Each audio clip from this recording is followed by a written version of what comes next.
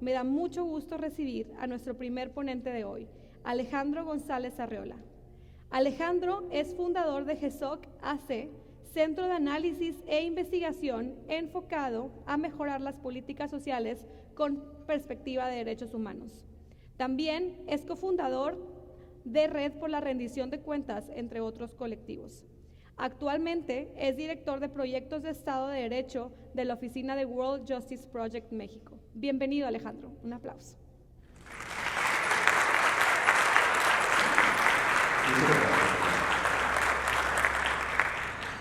Hola, colegas, ¿cómo están? Muy buenos días.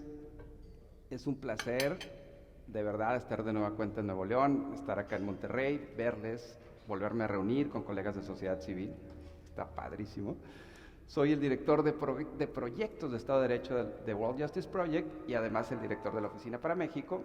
Y uno de los temas centrales, como vamos a ver a nivel mundial, para el Estado de Derecho en México y en Nuevo León, es justamente el espacio cívico, ¿no? Y me gustaría platicarles, pidieron que les comentara y pusiera como un poco de contexto, ¿no? ¿Cómo estamos en esta materia? Es más, ¿qué es el espacio cívico? ¿Qué implicaciones tiene para la vida cotidiana de las personas? ¿Y qué dicen nuestras métricas? Ahorita vamos a ver por qué World Justice Project se dedica a hacer métricas y uno de los temas que medimos justamente tiene que ver con elementos vinculados al espacio cívico. Tenemos una presentación por acá que me encantaría que pudiéramos comenzar a proyectar y para ello sabemos que es un concepto relativamente complejo, ¿no? Pero lo que vamos a hacer, si les late, es comenzar por ilustrarlo, porque cuando lo ilustramos, lo ejemplificamos, le damos significado y entonces podemos entenderlo mejor. Y que me gustaría que empezáramos con esa fotografía. ¿Saben dónde es esa foto? ¿Dónde se imaginan que es? Tijuana, suena como a Tijuana, ¿verdad? Fíjense, esta foto es un lugar, es más, Ixchel, ¿dónde está Ixchel? A ver, que es una de mis, por acá anda. Ixchel debe de saber, porque ella es igual que yo, los dos somos de Sonora, ¿ok? De un lado, del lado derecho de esa imagen, ustedes tienen a Sonora del lado norteamericano, ¿no? Tienen Arizona. Y del lado izquierdo tenemos a Nogales, Sonora. Se llaman igual, comparten la misma geografía, la misma historia, el mismo clima. Ahorita está haciendo un calorón de la fregada de cualquier lado de la frontera, es igual que acá. La misma historia, el mismo idioma, les gustan igual las tortillas de harina, la machaca, ¿ok? En fin. Sin embargo, cuando uno analiza sus resultados de desarrollo y los compara, ¿no?, en variables como muy específicas, uno se da cuenta que las personas que viven en un lado y las personas que viven en el otro se enfrentan a realidades cotidianas bien distintas. ¿Okay? ¿Sí? En términos de PIB per cápita, población en pobreza, vulnerabilidades sociales, índice de desarrollo humano. Entonces, si comparten todo lo que les acabo de decir, la pregunta es, ¿qué explica las diferencias? ¿Qué les explica? ¿Qué se les ocurre? Los gobiernos. O sea, lo primero que se nos viene a la mente es el gobierno, ¿ok? De un lado está gobernado por un sistema político y un régimen que tiene un cierto conjunto de procesos de gobernanza distintos al otro, ¿no? Independientemente de la cultura, tradición, idioma, etcétera. ¿Ok?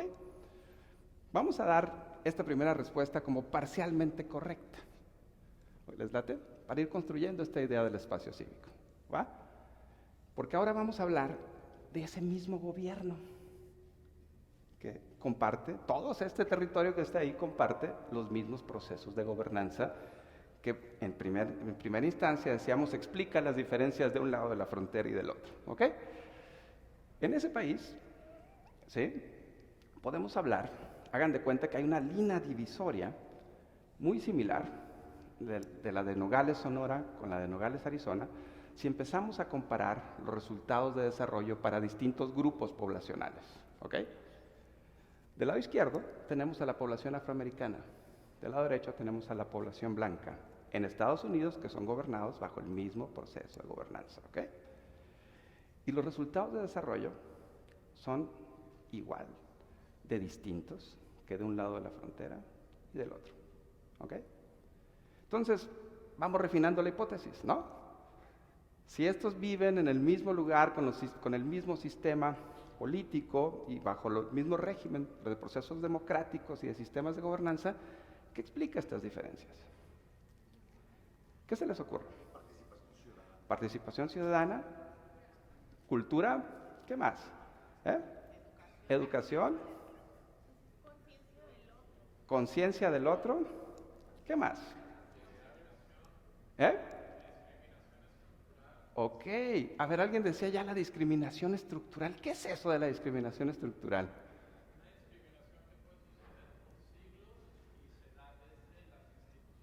Exacto, fíjense cómo este conjunto de instituciones de gobernanza empezaron a tratar de manera distinta, estructuralmente, a dos grupos poblacionales por una razón totalmente injustificada, ¿ok?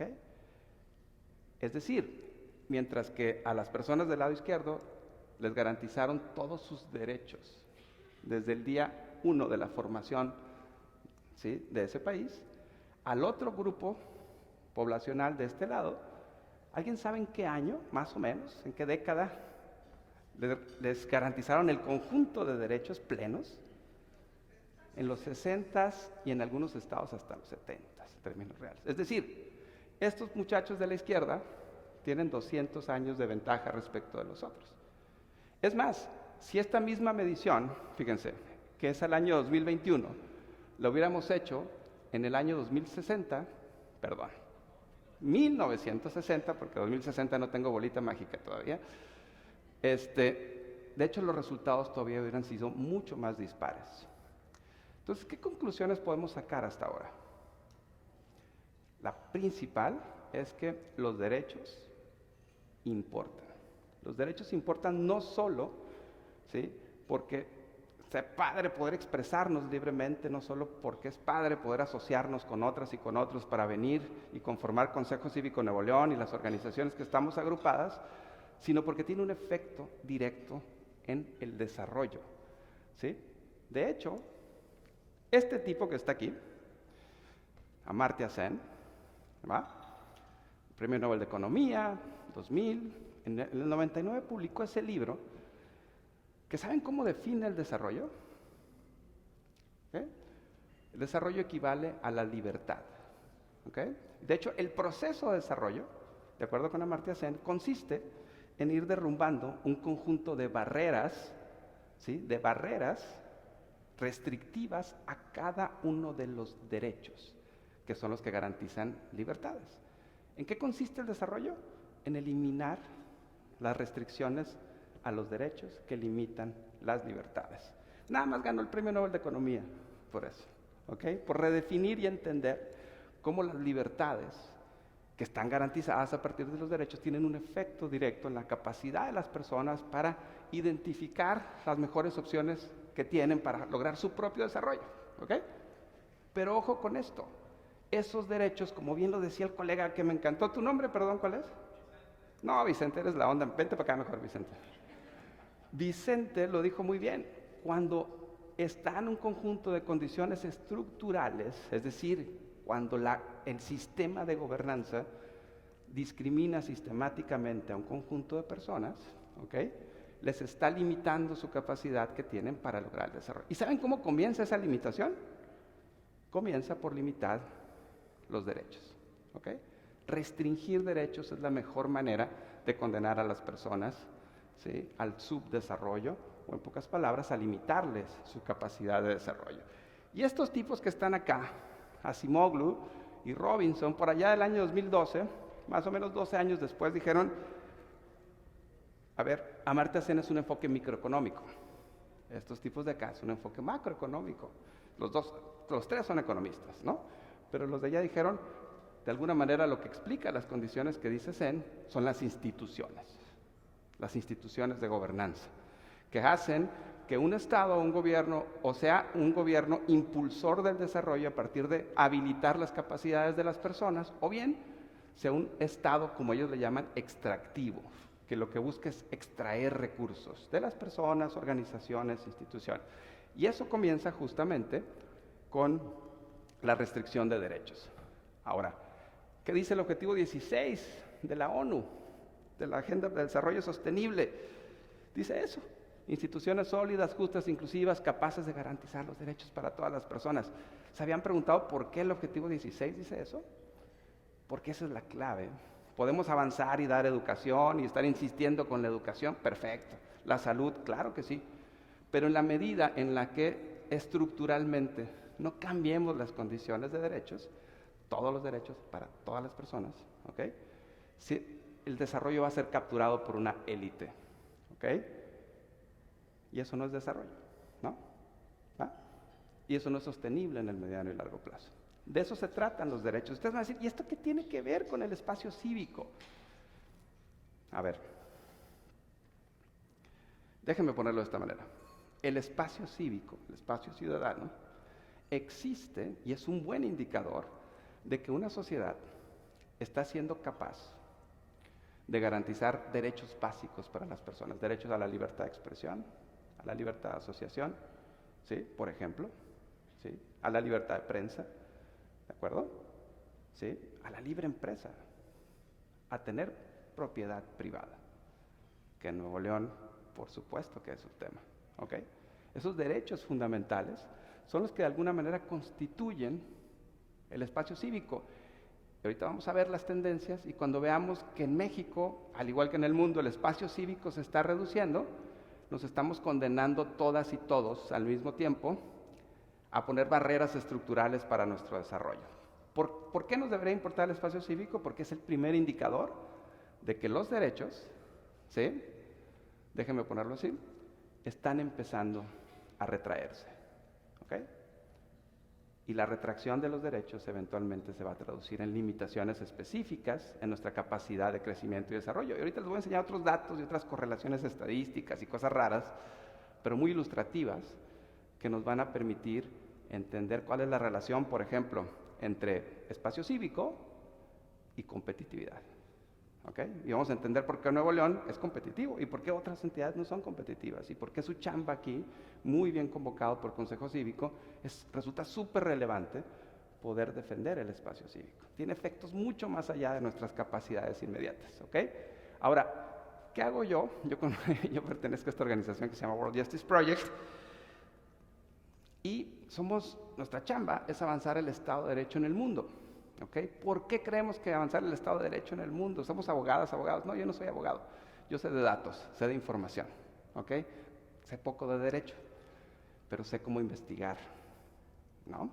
¿Cuáles son las condiciones efectivas de la realización de los derechos? Obviamente que tenemos muchos abogadas y abogados en nuestras oficinas, pero yo estoy a cargo de los índices, ¿no? Estas cosas que vamos a ver ahorita.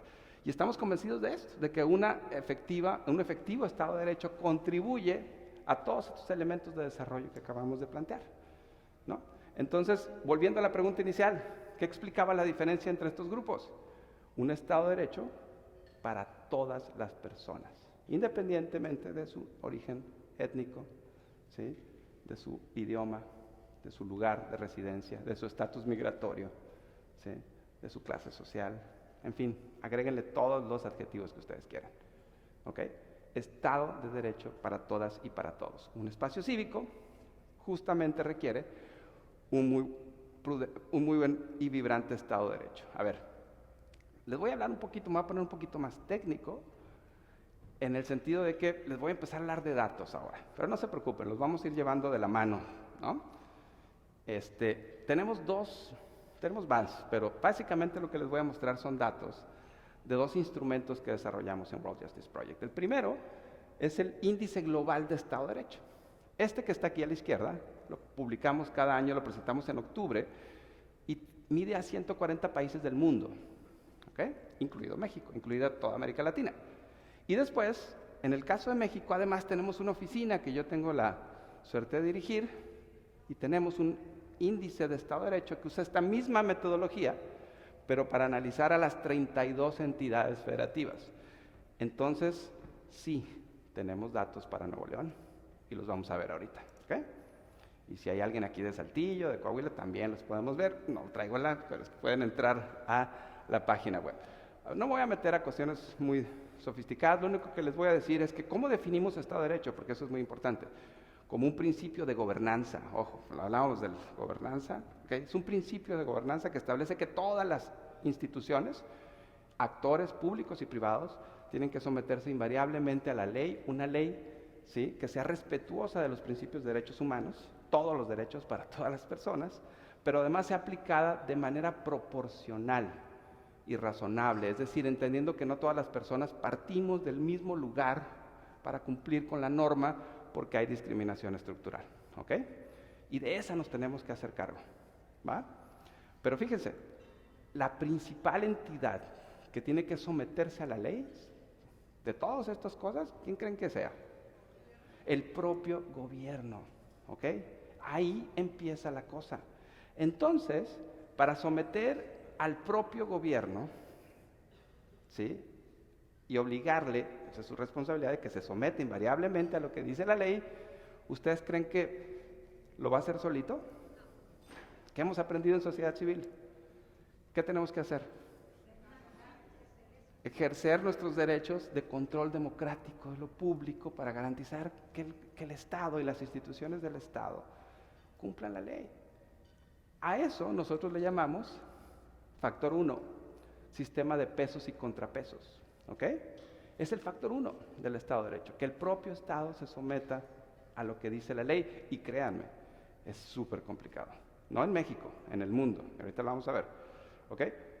Pero ¿quién creen que es el principal factor en México de mayor efectividad para someter al gobierno, ¿sí?, a lo que dice la ley? Las organizaciones de la sociedad civil, ¿sí? Lo que medimos es impresionante. Cada año es la sociedad civil el principal control, ¿sí?, de lo público y del propio gobierno, mejor que la Auditoría Superior de la Federación o que las entidades de fiscalización superior, incluso todavía más influyentes que los medios de comunicación, ojo con eso, incluso más influyentes que el Congreso del Estado, para el caso de Nuevo León, incluso más influyentes, ojo, que las Cortes. Se supone que el control jurisdiccional del factor 7 y el factor 8, que son sistemas de justicia civil y penal, son los que deberían también tener un control jurisdiccional sobre el gobierno, ¿okay? Pero de todos esos, el más efectivo es la sociedad civil, ¿ok? ¿Se dan cuenta el efecto que tiene la sociedad civil en todo el proceso de gobernanza y por lo tanto los efectos que tiene en el desarrollo? ¿Cuál creen que sea la mejor estrategia? Si queremos que nuestro gobierno, si yo estoy gobernando y quiero que mi gobierno pues no tenga tantos controles, ¿qué tengo que hacer? Pero si yo soy el gobierno, ¿qué hago? Empiezo justamente, exacto, déjenme ponerlo de esta manera, a erosionar las condiciones de la sociedad civil para operar, ¿ok? Pero las condiciones de la sociedad civil para operar están vinculadas con el factor que nosotros medimos como el factor 4, ¿ok? Que es la capacidad de los estados para garantizar derechos fundamentales. ¿Se acuerdan que veíamos al inicio? ¿Ok? Libertad de expresión, libertad de asociación, libertad de prensa. ¿Me explico? Si empiezo desde ahí, ¿cómo va a haber organizaciones de la sociedad civil si erosiona los derechos fundamentales? Si la gente ya no puede expresarse, si la gente ya no puede asociarse, si la gente... Todas esas cosas, pues ¿cómo va a haber sociedad civil organizada? Y entonces, ¿cómo va a haber sistema de pesos y contrapesos efectivo? ¿Me explico? Las agendas de concentración de poder en México y en el mundo comienzan por erosionar el factor 1, el factor 4, y eventualmente tienen efectos sobre el factor 1. Ahora les voy a mostrar los datos. No les voy a poner muy detallado. Lo que les voy a mostrar nada más son las tendencias que tenemos registradas en los últimos 7 años. Esto es el índice global, ¿ok? Lo que está pasando en México, la razón por la cual estamos convocando aquí a hablar de espacio cívico, es un reflejo de lo que está pasando en el mundo. En los últimos 7 años, 65 países declinaron, esto es el resultado general de Estado de Derecho, ¿no? Y 37 países nada más han fortalecido su Estado de Derecho. Esto es general, todos los 8 factores en promedio, ¿ok? Y cuando analizamos factor por factor, vamos a darnos cuenta que el que más se ha declinado en términos del número de países es, no tenemos sorpresa en esto, derechos fundamentales, ¿no? Seguido, obviamente, por límites al poder gubernamental. ¿Qué significa esto? Que a nivel global estamos teniendo una crisis severa de contracción democrática, de concentración del poder, que ha pensado por limitar los derechos de las personas y que está teniendo efectos cada vez mayores, ¿sí?, en el control democrático del poder del propio gobierno. ¿Ok? Ese es el contexto global. O sea, y cuando analizamos los derechos específicos, o sea, es increíble, 85% de los países del mundo en los últimos 7 años han reducido, ¿sí?, el derecho a la libertad de asociación. La tendencia es adversa, es decir, estamos en una crisis global de asociacionismo y de capacidad de los estados para fomentar a la sociedad civil, y ya vimos por qué y los efectos que tiene, ¿ok?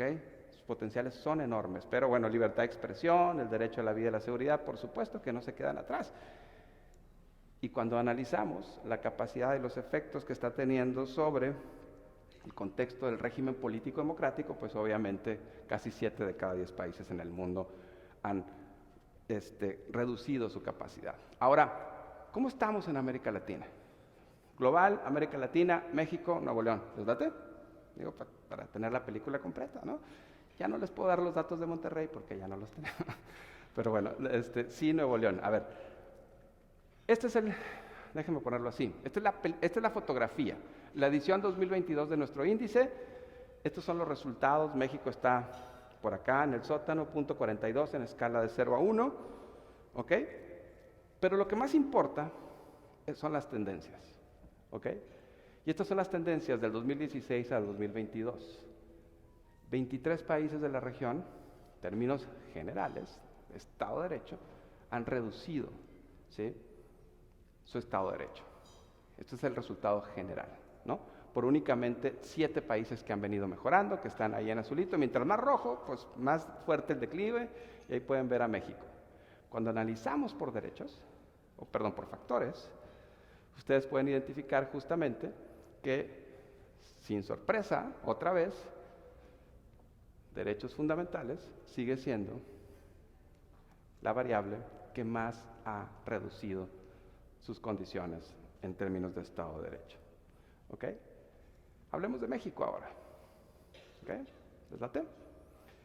México. Bueno, estos me resumen muy bien, entonces por eso los pongo.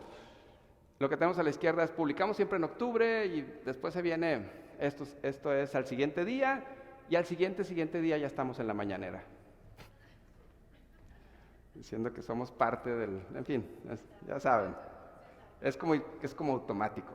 Yo soy cliente frecuente de la mañanera. Pero bueno, lo que tenemos en México, fíjense, allá arriba, justamente, déjenme ver si aquí lo estoy, exacto, bueno, no se ve acá porque tiene mucha luz. Pero lo que tenemos allá arriba, esta es una publicación del Economista, por cierto, son buenos, acá es el Reforma, es la tendencia país, ¿ok? Es una tendencia, ojo con esto, es que es la 4T, ¿no? Esta tendencia comenzó antes, ¿ok? Claramente comenzó antes. Si pensamos que esto lo ignoraron quienes están ahorita y pensamos que esto es un problema de una persona, ya nos equivocamos. ¿Qué dijimos? Es estructural, es un problema estructural que tenemos que entender. Y si pensamos que si votamos por otra persona y lo sacamos a esa persona nada más del poder, ya se resolvió todo, perdón, no seamos inocentes, ¿ok? Por eso hay que restablecer el sistema, los derechos y las instituciones que los garantizan. Entonces, fíjense cómo la tendencia en 2015 ya era mala, y lo único que ha venido haciendo es que permanece la tendencia. Pero esa tendencia ya venía, ¿no? Ahora bien, ¿cómo andamos en México comparado con América Latina y otros países relevantes de la región en garantía eficaz a la libre expresión y a la libre asociación? México es el moradito, ¿ok? Esta es la tendencia. Y la libre asociación. El gris es el promedio de Latinoamérica y los otros son Chile y Costa Rica. Es decir, en el mismo periodo de tiempo hay países de la región que no han declinado así, que han sido capaces de mantener estas condiciones. Entonces no es que, esto nada más pasa en Europa, en Suecia, en Suiza, en Finlandia, no. Hay países de la región que han sido capaces de mantener su espacio cívico, de mantener las condiciones básicas que hacen que esto sea. México es realmente pobre en términos de su desempeño en estas materias y claramente traemos un problema serio. Ahora, vamos a Nuevo León, ¿les late? ¿Sí? ¿Quieren ver cómo está Nuevo León? Este es el mapa, entidad por entidad. El promedio de las 32 entidades es 0.42. La entidad que tiene una mejor calificación es Querétaro, ¿ok? Pero no alcanza ni la mitad de la escala, ¿vale? ¿Ok? O sea, tenemos una brecha bien importante en materia de Estado de Derecho. Y Nuevo León, colegas, pues bueno, andan en el punto 44, por ahí, este año le fue mal. Estos datos los publicamos la semana pasada, por cierto. Publicamos el índice la semana pasada. Nuevo León venía muy bien. Lo estaba platicando con Sandrina hace ratito. Y este año, por primera vez, tuvo una baja. Ojo, vienen varias bajas para Nuevo León. Se los adelanto. En nuestro índice, el índice de paz que ya pasó, el índice de competitividad del INCO, ¿no? Algo está pasando en Nuevo León, ¿no? Vamos a empezar a platicar cómo y qué. Pero bueno, este es el promedio, ahí están las 32 entidades. Pero ¿cómo está Nuevo León en términos comparados, vis a vis el promedio nacional? Y en términos de tendencia, miren, libertad de expresión está aquí. Este es el promedio nacional. Esto es Nuevo León. Nuevo León, por supuesto que está por encima del promedio nacional. Miren la tendencia que tenía. Y este año se registró un primer declive en libertad de expresión en Nuevo León. Están empezando a reducirse las condiciones. En libertad de asociación se mantuvo y con un ligero retroceso. Pero ojo con esto, miren. Los efectos que está teniendo en la capacidad de ustedes para ejercer control sobre lo público se están contrayendo. Y ya platicamos lo que eso implica y lo que eso significa. Esas son las condiciones de lo que está pasando. Ahora, ¿por qué importa el espacio cívico? Perdón, Nuevo León. A ver, ahora sí me voy a poner más técnico todavía. Lo que ustedes tienen en la pantalla son gráficas de correlaciones estadísticas. ¿Quién reprobó estadística en la prepa? No está fácil, ¿no? Aquí van a aprender más estadística de lo que les enseñaron en la prepa y en la universidad, se los prometo. ¿Okay? Y no, en los 5 minutos que me quedan, ¿va? A ver, ¿para qué sirven estas cosas que nos enseñaban en la escuela? Esto es muy sencillo, miren. Déjenme ponerlo de esta manera. Cuando yo quiero entender qué variable, qué factor, pues, todo lo que acabamos, explica el hecho, por ejemplo, de que tengamos una capacidad fuerte para someter a los gobiernos a un control democrático, pues correlaciono dos variables, ¿no? Es decir, pongo la capacidad de la sociedad civil para ejercer un contrapeso efectivo y lo correlaciono con la forma en la que se está desempeñando los derechos individuales. ¿Y saben qué encontramos? Que no solo existe una correlación estadística sólida, ¿no? Y estadísticamente significativa, sino es casi perfecta. Si esto fuera 1, es la correlación perfecta. 1 es la correlación perfecta. 0 existe. -1 es la correlación negativa, es decir, mientras más de una variable, tiene un efecto negativo en la otra. Aquí no, es decir, a mayor asociación, libertad de asociación y de asamblea, mayor capacidad de la sociedad civil para ejercer pesos y contrapesos. ¿Y dónde está Nuevo León? Afortunadamente Nuevo León es de los mejores todavía, pero como ya vimos, traemos un proceso de contracción, ¿ok? Entonces sí, ¿por qué es importante las libertades individuales? Porque tiene un efecto en la gobernanza, un efecto en la capacidad de la sociedad para ejercer control sobre lo público. Igual en términos de la libertad de opinión y la libertad de expresión. Aquí la correlación sigue siendo muy alta, no es tan perfecta casi como allá, pero sigue siendo muy alta y Nuevo León está acá, ¿ok? Ahora, vamos a meternos a otras variables. Si yo les dije que tenía que ver con el desarrollo, pues a ver, Alejandro, demuéstranos, ¿no? Que tiene que ver algo con el desarrollo. Déjenme ponerlo de esta manera. Mire, cuando tenemos, voy a empezar con esta, contrapesos no gubernamentales efectivos, colegas, ¿sí? ¿Sabe? Y tenemos, déjenme nada más ponerme por acá para poder explicarla de este lado, discúlpame el de la cámara, perdón. A mayores, ¿sí?, capacidad de contrapesos efectivos, allá a la izquierda, la correlacionamos, ¿saben con qué? Con el índice de competitividad del Instituto Mexicano de la Competitividad. ¿Y saben qué encontramos? Que existe una correlación positiva, estadísticamente significativa, y que explica, por lo tanto, en parte al menos, por qué Nuevo León está aquí. Es decir, contribuye a la competitividad. Y no hay manera de hacer una sociedad que tenga capacidad de ejercer pesos y contrapesos de lo público sin espacio cívico. ¿Okay? Vean todas las implicaciones que tiene el espacio cívico. No solo porque yo me quiera o me pueda expresar, tiene efectos específicos sobre las condiciones de competitividad y de desarrollo en cada país. Y es más, si nos ponemos muy sofisticados y agregamos otro derecho de una nueva generación, un derecho social, que es los derechos laborales, que también medimos, por cierto. El índice tiene más de 600 variables, pueden verlo detalle por detalle, está disponible en la página de internet. Obviamente uno tiene que hacer los análisis.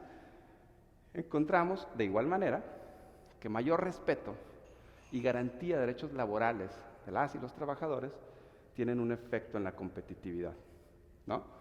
Y Nuevo León está hasta allá. Es decir, los derechos importan, pues. Todo esto que les dije, al final del día, tiene que ver con la idea básica de los derechos importan. Y es el espacio cívico el principal indicador de que los derechos están retrayéndose y es la principal alarma. Y por eso me encanta que Consejo Nuevo León se haya planteado la idea de abrir con este tema y de plantearlo como su tema para este año, por las implicaciones que ojalá haya logrado explicarles que tiene.